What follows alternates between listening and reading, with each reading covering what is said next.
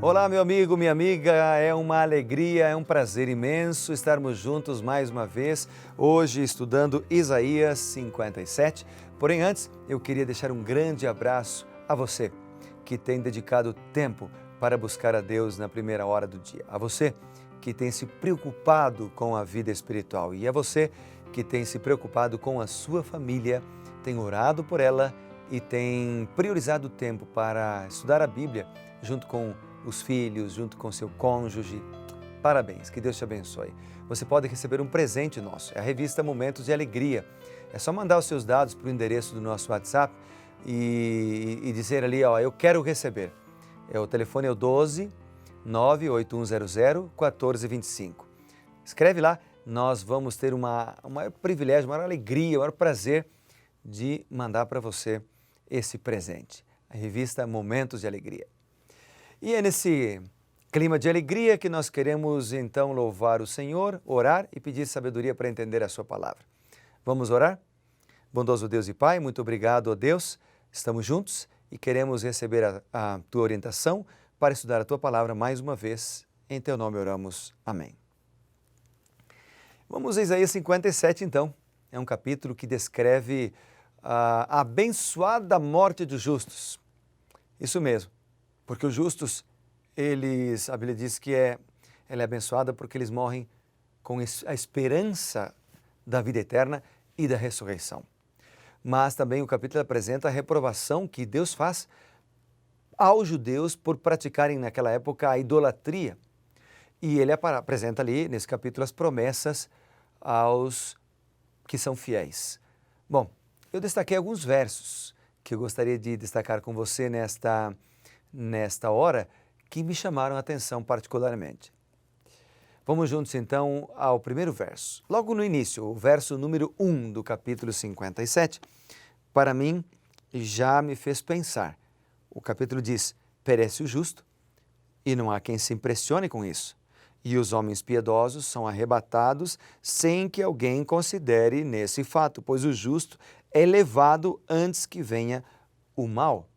E ainda o verso 2 diz, e entre na paz, descansem no seu leito os que andam em retidão. Por que é que me fez pensar? É porque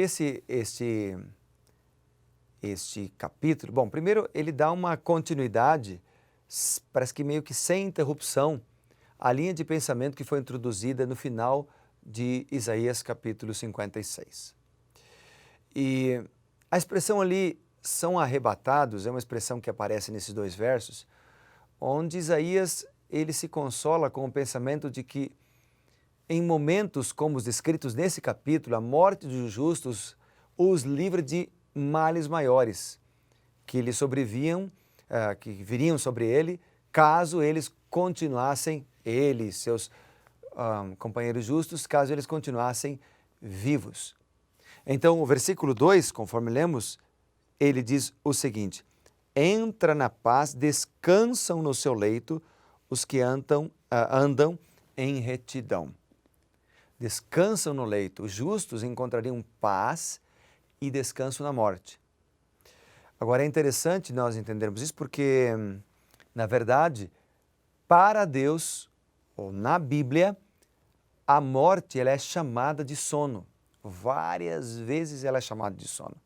Por isso aqui a Bíblia diz, no versículo 2 e também em vários outros capítulos, que o justo, quando morre, ele está descansando. Só vou citar para você dois versos, só para a gente lembrar. O primeiro deles, por exemplo, eu poderia citar de João, capítulo 11. Aqui nós encontramos a ressurreição de Lázaro. E quando Jesus fala sobre a morte de Lázaro, no verso 11, ele diz assim, nosso amigo Lázaro adormeceu. E depois ele diz no verso 14, mais claramente, Lázaro morreu. Então a morte é chamada pelo próprio Cristo e pelos seguidores de Cristo, como o apóstolo Paulo, por exemplo, lá em 1 Coríntios capítulo 1 Tessalonicenses capítulo 4 e o versículo 13, diz, não queremos, porém, irmãos, que sejais ignorantes com respeito aos que dormem, fazendo referência aos mortos. Então a morte para Deus, ela é chamada de sono. No verso 8 de Isaías 57, nós lemos: detrás das portas e das ombreiras pões teus símbolos eróticos, puxas as cobertas, sobes ao leito e os alargas para os adúlteros. Dize-lhes as tuas exigências, amas-lhe a coabitação e lhes miras a nudez. É interessante que há uma repreensão de Deus aqui para a prática da promiscuidade. Ao abandonar o Senhor e se entregar a outros senhores, Israel cometeu adultério espiritual. Mas esse também era um adultério literal. Geralmente os dois andavam juntos. E interessante que há uma repreensão de Deus. E isto que foi descrito aqui no versículo 8, dá a impressão, ou leva-nos a pensar naquilo que nós estamos vivendo hoje. Porque nós vivemos numa sociedade corrompida, numa sociedade promíscua, numa sociedade erotizada, onde o casamento é desvalorizado e onde a promiscuidade é supervalorizada. Mas Deus quer abençoar aqueles que são fiéis. Deus quer abençoar aqueles que se propõem à pureza sexual. O versículo 15 de Isaías, capítulo 57, diz: assim diz o alto, o sublime, o que habita a eternidade, o qual tem o nome de santo. Assim diz ele: habito no alto e santo lugar, mas habito também com o contrito e abatido de espírito, para vivificar o espírito dos abatidos e vivificar o coração dos contritos. Que lindo este verso! Algumas pessoas dizem assim: onde está o trono do Espírito Santo? Onde está o trono do Espírito Santo? Este versículo apresenta onde está o trono do Espírito Santo. O Espírito Santo, o Consolador, que veio em substituição ou para dar continuidade ao ministério de Cristo, o seu trono está com o contrito e abatido de espírito. Ele habita com você, ele está do teu lado, ele está com a tua família, ele está na tua casa. Se você clamar, se você pedir, o trono do Espírito Santo vai ser no teu coração, porque o teu corpo é o templo do Espírito Santo. Ele está com você, ele vai habitar em você, vai dirigir a tua vida e trazer as bênçãos. Portanto, podemos dizer que Deus cuida de nós. Ele cuida de nós. Não importa quão insignificantes sejamos aos nossos próprios olhos. É nosso privilégio receber os maiores dons celestiais, sejam quais forem as nossas necessidades. Deus está pronto para supri-las. E o verso 19, vamos ler? Ainda diz: como fruto dos seus lábios criei a paz. Paz para os que estão longe e para os que estão perto. Diz o Senhor: eu o sararei. A mensagem divina de paz está nas boas novas da salvação. O Evangelho é para todos. É para os de perto, é para os de longe, é para os judeus, é para os gentios, para o brasileiro, para o paraguaio, para o americano, para o canadense, para todos. Todos que estão dispostos a ouvir o chamado de Deus. Você está disposto? Você está disposto? Eu quero ler um texto da Bíblia contigo ainda. E o texto está em Atos dos Apóstolos. Vamos ver juntos? Atos dos Apóstolos, vamos ler primeiro o capítulo 22. No capítulo 22 e no versículo 16, há um chamado de Deus. O texto diz: e agora? Por que te demoras? Levanta-te, recebe o batismo, lava os teus pecados, invocando o nome dele. Quando nós fazemos uma comparação aqui com Isaías, nós lemos Deus dizendo o seguinte: eu o sararei, eu cuidarei de você, eu estou perto de você, eu habito com aquele que é contrito de espírito.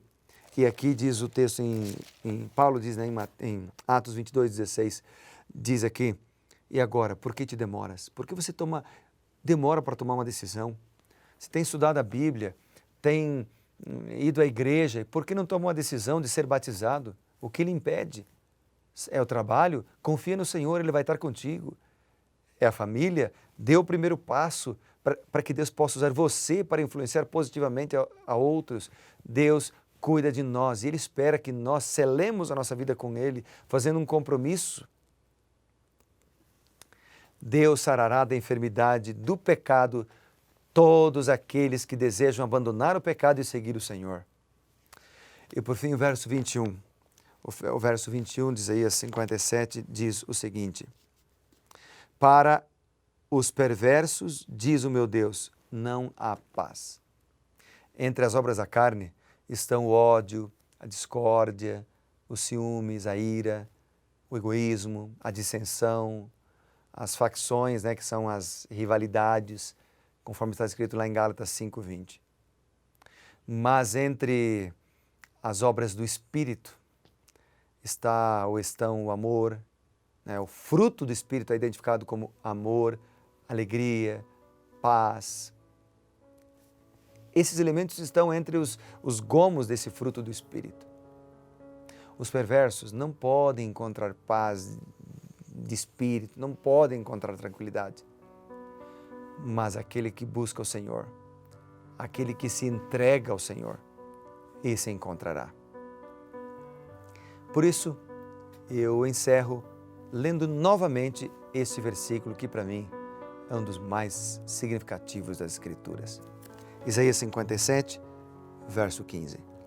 Porque assim como diz o alto, o sublime, que habita a eternidade, o qual tem o nome de santo, habito no alto e santo lugar, mas habito também, não só lá, eu habito também com o contrito e abatido de espírito.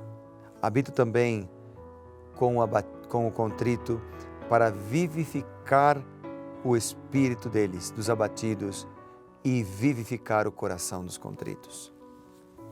Deus cuida de você.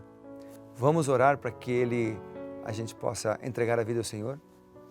Bondoso Deus e Pai, quantas vezes temos lutado, quantas vezes temos falhado, mas agora nós queremos entregar nossa vida a Ti.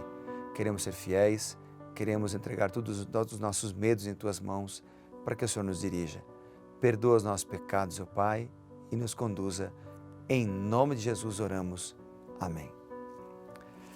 Que Deus te abençoe e lembre-se, meu amigo, seja reavivado pelo estudo da Palavra de Deus. Grande abraço, até mais.